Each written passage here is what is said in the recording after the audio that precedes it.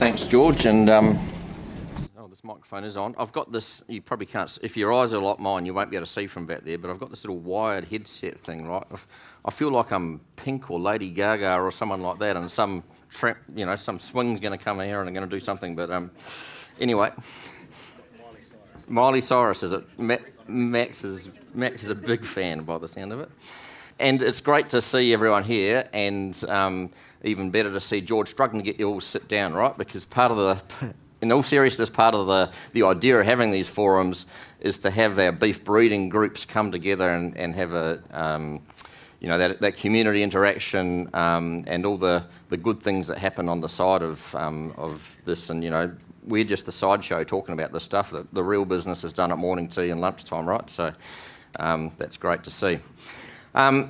So I'm going to talk about indexes, and it really, I guess, in a way, is a prelude to David, who will actually be talking about Improve and the platform that we're going to launch these in. So I guess, yes, some of what I say hopefully might make more sense when after David's talked, but we'll get into it. So why have we gone and developed some indexes? We really think, and this coming back to this commercial farmer message, right? So trying to get people using genetics, valuing genetics, making good genetic decisions at the buyer level, at the commercial bull buyer level. And so really we believe it's really important that we create a consistent approach to help people identify the right genetics for what they're trying to do.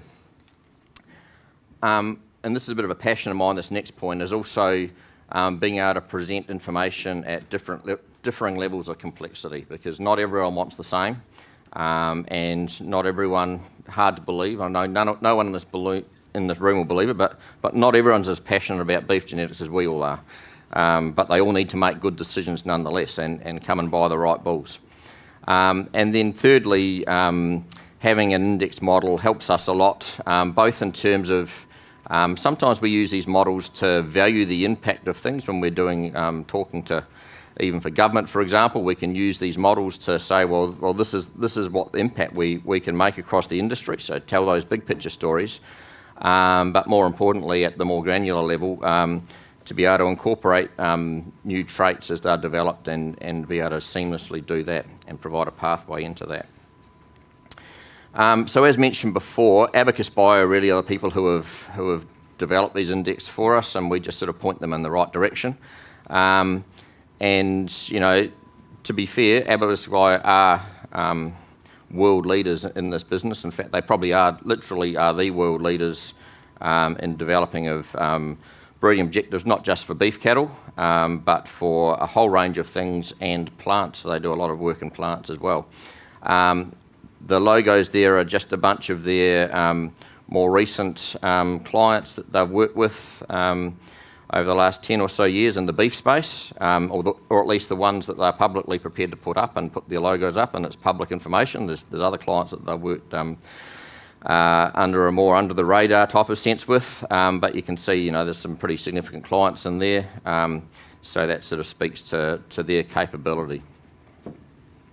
This is a blank slide, which is just to remind me to talk a little bit about the consultation that we do when we do these things. So across our Informing New Zealand Beef program, we have a couple of groups that are key advisory to us. One is what we call our technical advisory group, which has a bunch of scientists, some geneticists on there, and give us advice around the program in general and the science that we're doing. And we also have an industry advisory group, and there's a number of people in this room who are on that.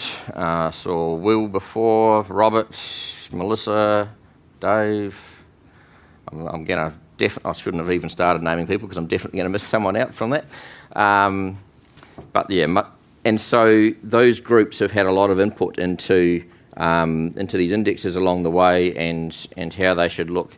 And we've also had sort of discussions with some of the Breed Society reps as well in terms of how these indexes look. So they haven't come out of nowhere, or they haven't just been dreamed up in an academic type of context. They are been done with a fair degree of consultation.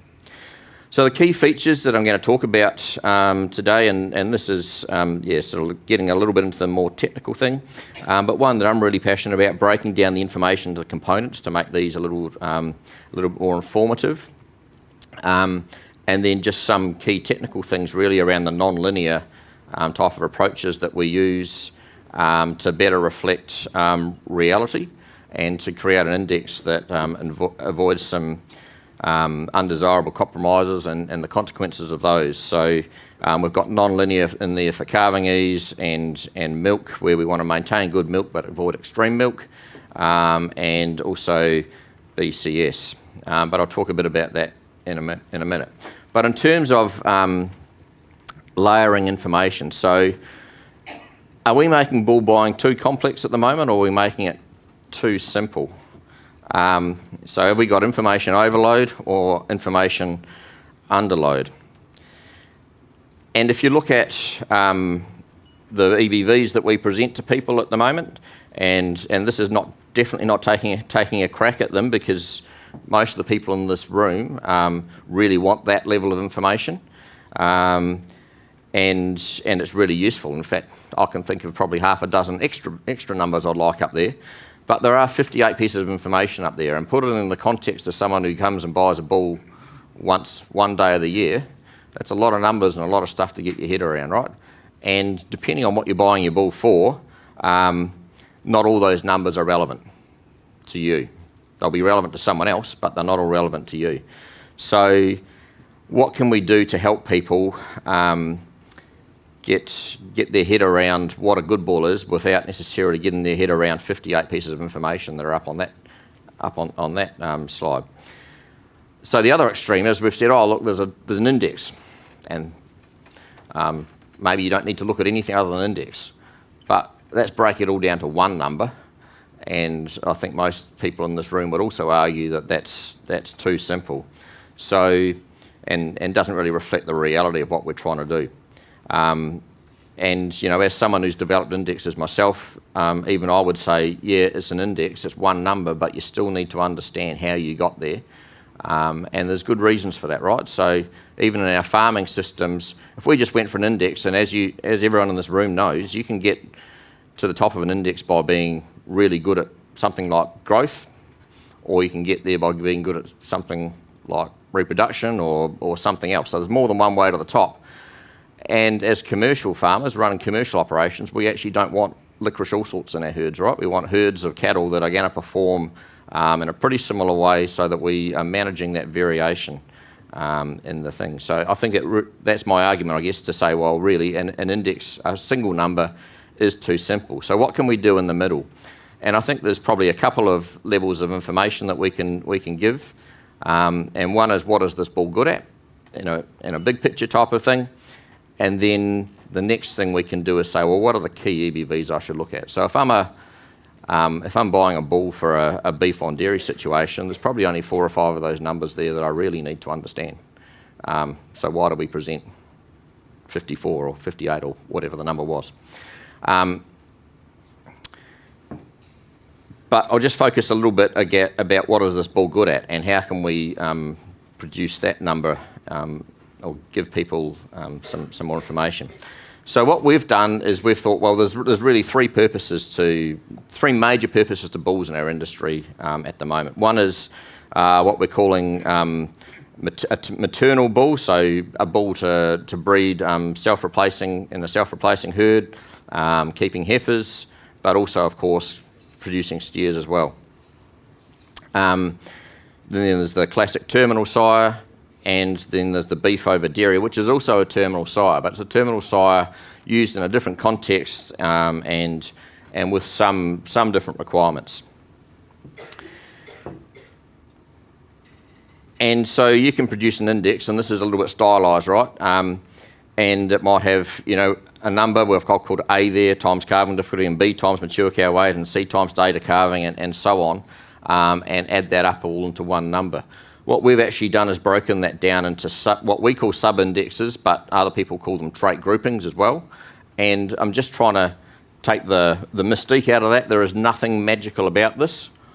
All we've basically done is put some brackets around some of the stuff in that equation, right? So calving ease we might still present by itself, and I'll show you in a minute what we're doing.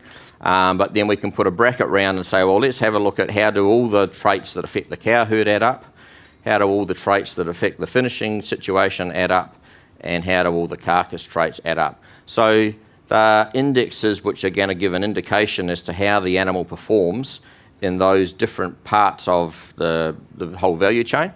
But they're not actually giving you any, there's nothing magic about there, there's nothing extra in there that's not encapsulated in the total index as well. So we're just trying to break it down and make it a little bit more simple. So that's all we mean by a sub-index or trait grouping. It's nothing different to what we're already currently doing, just presenting the indexes in a slightly broken down way. So just to look at the maternal one, and this is how we actually have done it.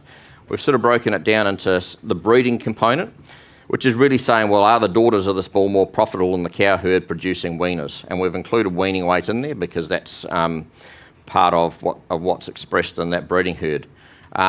We got some feedback from the breeders we talked to that actually we really do want to still take calving ease out of that and have that as a separate index. So we did that in response to that feedback. So the calving ease is really, it is expressed as a dollar number, but it actually it's only got the calving ease direct EBV in there. And then the finishing is essentially growth, but in the future we could add some extra information in there too. So if we were doing, for example, if we were looking at something like parasite resistance, we might put that into the finishing component. And then finally the carcass component to say, do these bulls produce quality calves? So the idea of this is just to give people another layer of information. So rather than say, okay, I'm just going to go for a total index and I'm just going to look at one number, dollar maternal, here's a breakdown of how the bull is performing in those different sectors of the value chain, and a little bit more information. And then when they want even more information, they can still go looking for EBVs. So that's dollar maternal, dollar terminal. Again, we just break that down, but obviously we don't have the breeding cow in there, so it's simply does the bull come with calving ease? How well does his progeny perform from birth through to slaughter? And that's birth through to slaughter in this case, whereas in the maternal one it was weaning through to slaughter. And the carcass part of it as well. Do they produce quality carcasses? And again on the beef and dairy, and we're all trying to be consistent, so I'm being a little bit repetitive, but trying to give a consistent look and feel to this. How does the bull perform in the dairy herd for calving ease and gestation length? So around that calving bit. Again, how does the bull's progeny perform from weaning of the calf through to slaughter, and do the bull's calves produce quality carcasses? So they're the sort of questions that we could be asking and ranking bulls at. Just to break it down a little bit more, and I won't go through this table in total, but this is just a table of the number of the traits that are included in that index, in the maternal index in this case, and you can see that the total one down the right-hand side has everything in it, and all we've done is broken out the other traits down into those other indexes. And same thing for the terminal, and same thing for the beef on dairy. Now the beef on dairy has gestation length in it, none of the other indexes have gestation length. So I'll just talk a little bit about non-linear and the reason to do it, right? And that's because calving ease in reality is not a straight line. We don't need never-ending calving ease, we just need enough calving ease to get calves out of heifers unassisted essentially.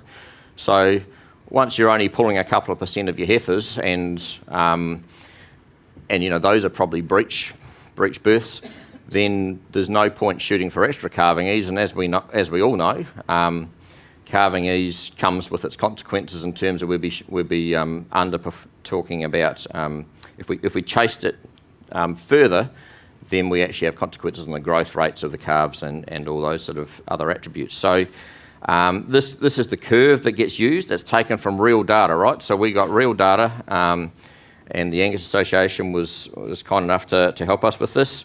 And we look at, okay, for the bulls that are out there with reasonable accuracy, what is the level of calving difficulty that is being expressed in that database? And funnily enough, it's not a straight line.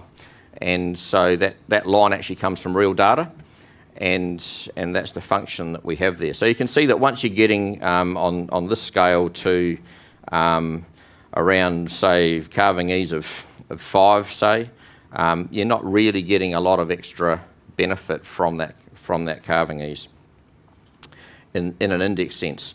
Whereas if you just have a linear on this, and this is what's been often done in the past, you end up with this compromise, right? So where do you put that straight line? Do you put it in the middle there where I've drawn that line? In which case you're going to over-reward the high calving ease bulls, and you're not going to knock out enough of the low calving ease bulls? Or do you put it flatter, in which case you're not going to over-reward the high calving ease bulls, but you're not going to knock out the real dogs? Or do you put it really steep, in which case you will knock out the really poor animals, but you won't knock out the you'll have the consequences of shooting for the stars in terms of calving ease. So that's why non-linear in this trait is an incredibly important part of the index, and really is pretty important to making an index work in beef cattle, I believe. We've done a very similar thing with milk, basically saying that once we get to breed average, we don't want to keep rewarding milk until we get to never-ending milk, until we turn the things into dairy cows. So we'll certainly give extra reward in an index for milk unto a point, and then after that we flatten that off. Not sharply, we put a curve on it so that there's no break points there, but we flatten that off and don't try and over-reward milk at the very high end. And body condition score is another one that we've actually got in the index. Now you might say, well, how have we got in the index if we don't even have a body condition score EBV? And that is a very good question. So right now it's actually driven off the fat EBV, and there's a non-linear there to say, well, once you get to a certain level of merit for body condition, you don't really need any more, so it's non-linear. But driving off the fat EBV is a real compromise. And many people in this room have probably heard me preach this story before, and I'm going to preach it until we make a change. That actually we need to change this to be a direct measurement of body condition score. All the research we did, all the progeny test work that we did when we analysed it, and Franzi Veit did her PhD on it, published papers about this, is that the correlation with rib fat is only 25%. So it is not a good predictor of cow body condition score. It was an EBV that was designed to be a carcass EBV, not a mature cow EBV. So once we have a direct measurement of body condition score and we're able to turn that into an EBV, which we can do any time that you want to click those measurements and get them into the system, then we will change this to be actually driven directly off body condition score. So there's my little hobby horse gone. People often like to look at the trait emphasis. I actually don't particularly think these graphs are all that helpful, but and this is actually for Simmental, where we've done this. And Simmental obviously are now using IGS, which is a different bunch of EBVs and some different definitions to them. So that created a few challenges for us. But you can see there, by and large, the story is pretty much the same. And that those breeds, the maternal one is more complex because it's got more traits in it, and there's an overall balance. I far prefer to look at the responses that we will expect from those indexes if we apply them to a list of bulls. To me, that's a far better way to look at an index and to assess it. And so that's what this graph represents. Now, the responses on this graph are not actually in trait units, they're in the amounts of the standard deviation of the trait, and that's just simply to make them relative to each other. But you can see that that those indexes, by and large, moderately similar, but are rewarding different things exactly as you'd expect. So you'd expect, for example, you look at the days to calving, which is actually obscure because the bars are coming down there in the middle, because we want a negative response in that, and there is a much greater response in the maternal index. Funnily enough, in the terminal index, there is still a small response, and that's just because it gets dragged along with correlations with other traits, right? So this is what happens when we do selection programs, is that responses get dragged along even if we're not actually directly selecting for these traits. So by and large, that's the picture of the indexes. The indexes are significantly different from each other. So the correlations down there show this. So the maternal index is about 78% correlated with the terminal one, and 66% correlated with the beef on dairy one. Now those might sound like high correlations to you, but believe me, when you're looking at bulls and you've got an index that's correlated less than 95% or even 98%, you will notice the difference in terms of the number of the bulls that are at the top of that index. So those indexes are actually substantially different, and as you would expect, they're picking substantially different bulls for very different purposes. And I think this is my final slide. So how do we apply indexes to different breeds? And that's an excellent question. And bottom line is if EBVs aren't comparable, then indexes aren't comparable. So none of these indexes are actually comparable across breeds. You can't take a plus 150 in Angus and compare that to a plus 150 in Herefords. And we're going to be very clear about that in the way that we present these things. Ultimately, if we do get a multi-breed analysis, then that would be where we'd be working to, where everything's comparable and we simplify things for the commercial bull buyer even better. Controversial topic, I know, but that would be the ultimate. But right now the indexes aren't comparable, but at least they use the same index structure and the same sub-index structure, so we're trying to get that consistency there. They all use the same economic model with the same costs and prices, because no matter what breed you are, you're selling to commercial farmers that are basically have the same cost structures and same reward structures. So we should be having the same economic model underlying those, perhaps with some different levels of performance, but the underlying economics are the same. We have had to adjust indexes across for different breeds where the breeds have a different spread, or where they might have different turning points in their EBs for non-linear stuff. So there is some stuff that goes in behind there which does make that adjustment. I mentioned before, for Simmental, we've had to hook up the same economics to a different set of EBV definitions, so that creates some challenges for us, but we've managed to do that.